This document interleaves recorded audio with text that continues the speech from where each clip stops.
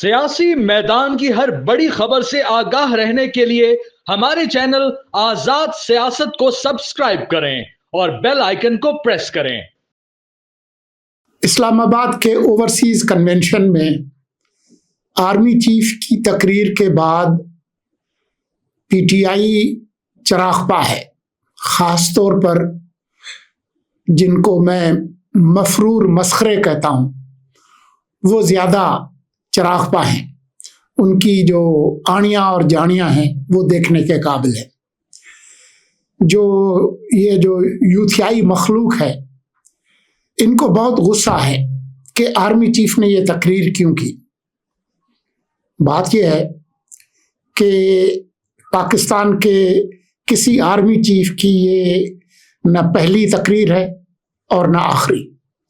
پاکستان کا جو سیاسی نظام جس طرح کا بھی ہے اس میں فوج کا ایک کردار ہمیشہ رہا ہے اور آج بھی ہے، لیکن اس تقریر پر زیادہ واویلا کیوں ہے؟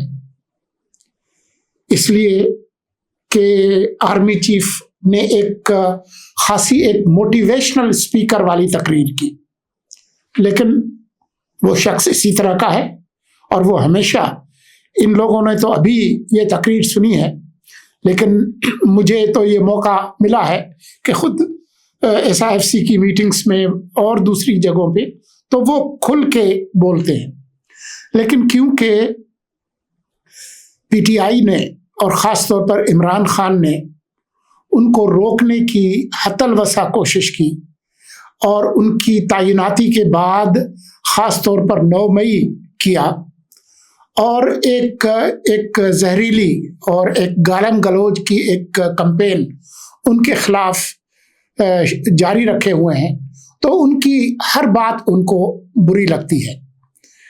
ورنہ تو جنرل باجوہ کئی تقریریں کرتے تھے، اس وقت تو ان کو وہ قوم کا باپ کہتے تھے، تو اس وقت ان کو کوئی تکلیف نہیں ہوئی، نہ ان کو آئین قانون نہ ضابطے یاد آئے، بلکہ مجھے اور آپ کو اچھی طرح سے یاد ہے کہ یہ بات ریکارڈ پر ہے کہ ایک پارٹی میٹنگ میں خان صاحب نے جنرل باجوہ کو بلا لیا تھا، پھر وہ خود کیمرے پہ آ کر اس کا اقرار کر چکے ہیں کہ جی ہماری حکومت تو جو ہے وہ اسٹیبلشمنٹ چلاتی تھی، ہماری پارلیمان کی حاضریاں جو ہے وہ پوری کرتی تھی، ہمارے اتحادی جو ہے وہ ان کو پکڑ کر وہ لاتی تھی۔ آپ کو یاد ہوگا پی ٹی آئی کے MNA عامر لیاقت، جنہوں نے کیمرے پہ کہا تھا کہ ہم آئے نہیں ہیں بلکہ لائے گئے ہیں۔ یہ تو حال تھا اس وقت ان کی حکومت کا، اور خود ان کے جو پارٹی کے صدر ہیں، جو ابھی بھی پارٹی کے صدر ہیں، ابھی تک ان کے ہٹانے کا کوئی نوٹیفیکیشن نہیں آیا، چودھری صاحب جو ہے پرویز لاہی، انہوں نے تو یہ انٹرویو میں کہا تھا کہ یہ سارا کام انہوں نے اسٹیبلشمنٹ کے حوالے کیا تھا، ان کی نیپیاں بھی وہی تبدیل کرتے تھے۔ تو آپ کے پاس وہ کون سی اخلاقی طاقت ہے کہ آپ اس آرمی چیف کی تقریر پر آپ کوئی تبصرہ کریں؟ وہ لوگ تبصرہ کریں جنہوں نے کبھی کوئی آزاد پوزیشن اختیار کی ہو۔ آپ نے نہ اپنے پرانے گناہوں کی معافی مانگی ہے، نہ آپ نے اپنی سیاست کو خیرآباد کہا ہے، لیکن آپ اس طرح کے جو ہے وہ تبصرے کرتے ہیں۔ اب آپ یہ دیکھیں کہ جی وہ 3-4 جو مسخرے ہیں، خاص طور پر وہ شہباز گل جو اینک لگا کے یوں کر کے کہتے ہیں جی بسم اللہ الرحمن الرحیم، السلام علیکم، 17 اپریل جمعرات کی شام، یہ اس طرح کی جو ڈرامے بازی کرتے ہیں اور آرمی چیف کی انگریزی پر تبصرہ کرتے ہیں۔ یہ پچھلے ویلاگس میں ایک دفعہ وہ جو امریکی محکمہ خارجہ کے ایرک مائر آئے ہوئے تھے تو ان کے لیے کہتے ہیں مسٹر ایرک۔ اب یہ انگریزی آرمی چیف کو سکھاتے ہیں اور ان کو خود نہیں معلوم کہ جو فرسٹ نیم ہے اس کے ساتھ مسٹر نہیں لگتا۔ اگر آپ مسٹر استعمال کرتے ہیں انگریزی میں تو آپ مسٹر مائر کہیں گے، مسٹر ایرک کوئی نہیں ہوتا، یا تو آپ پورا نام لیں.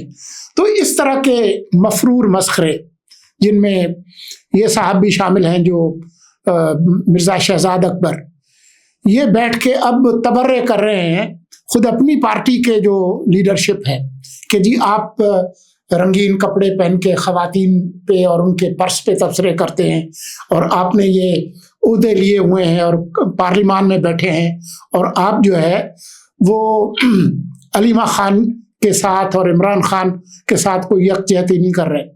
تو آپ کر لیں. یہ وہاں یوٹیوب پہ بیٹھ کے ڈالر کمانے کی بجائے آپ یہ اپنا جو مفرور حیثیت ہے اس کو ختم کر کے آئیں. تو آپ باجی علیمہ کے ساتھ خود آ کر بیٹھیں اور خان صاحب کو آ کر آزاد کرائیں. یہ آپ ڈالر کمائیں گے اور جو یہاں جو بیٹھے ہیں وہ انقلاب کریں گے. یہ کس طرح کی تقسیم ہے؟ تو لوگ جو ہے وہ اس بات کو اچھی طرح سے سمجھتے ہیں. اب جو اس وقت صورتحال ہے پی ٹی آئی کے اندر وہ بھی خاصی مزیدار ہے. وہ یہ ہے کہ جو لوگ بھی خان صاحب سے ملنے جاتے ہیں وہ ان سے کہتے ہیں کہ جی ہاں آپ ٹھیک کہتے ہیں اور آپ یہ کرتے رہیں. وہ کسی سے بھی یہ نہیں کہتے کہ آپ غلط کر رہے ہیں. تو اعظم خان کہتے ہیں جاتے ہیں ملنے، اعظم سواتی یا بیرسٹر گوہر جاتے ہیں یا گنڈاپور جاتے ہیں یا بیرسٹر سیف جاتے ہیں، تو ان سے خان صاحب یہ کہتے ہیں کہ ہاں آپ اسٹیبلشمنٹ سے بات کریں اور کسی طرح سے ترلا منت کر کے میری جان خلاصی کرائیں. لیکن جو دوسرے جو انقلابی ہیں سلمان اکرم راجہ، علیمہ خان اور دوسرے، ان کے اور جو یوٹیوبرز جو مفرور مسخرے بیٹھے ہوئے ہیں، تو ان سے اپنے آپ کو قطع تعلق بھی نہیں کرتے، کیونکہ وہ اس ہتھیار کو اپنے ہاتھ سے جانے نہیں دینا چاہتے. تو وہ ایک سندھی میں کہاوت ہے کہ چور سے کہتے ہیں کہ گھر میں داخل ہو، اور جو گھر والے ہیں ان سے کہتے ہیں کہ آپ کے گھر میں چور آیا ہے. تو یہ اس طرح کے تمام جو کارڈ ہیں وہ ان کو استعمال کرنے کی خان صاحب جو ہے وہ کوشش کر رہے ہیں. اسی طرح سے جو یہ بات ہے کہ جی خان صاحب تو بہت معصوم ہیں اور ان کو بہت جی کارنر کیا ہوا ہے اور ان کو تنہا کیا ہوا ہے، اور جی وہ اس سے ان سے جو ہے وہ یہ کچھ لوگ مل کے اور اپنا جو ہے وہ الو سیدھا کر رہے ہیں. تو خان صاحب جو ہے وہ کیا روٹی کو چوچی کہتے ہیں؟ یہ لوگ جو ان سے ملتے ہیں بیرسٹر گوہر اور بیرسٹر سیف اور گنڈاپور وغیرہ، ان کے ساتھ جو وہ بات کرتے ہیں، جن کو یہ مفرور مسخرے جو ہے وہ کہتے ہیں کہ یہ بکے ہوئے ہیں، تو خان صاحب پھر ان سے کیوں ملتے ہیں؟ خان صاحب اگر اتنے بڑے انقلابی ہیں تو ان کی سمجھ میں نہیں آ رہا.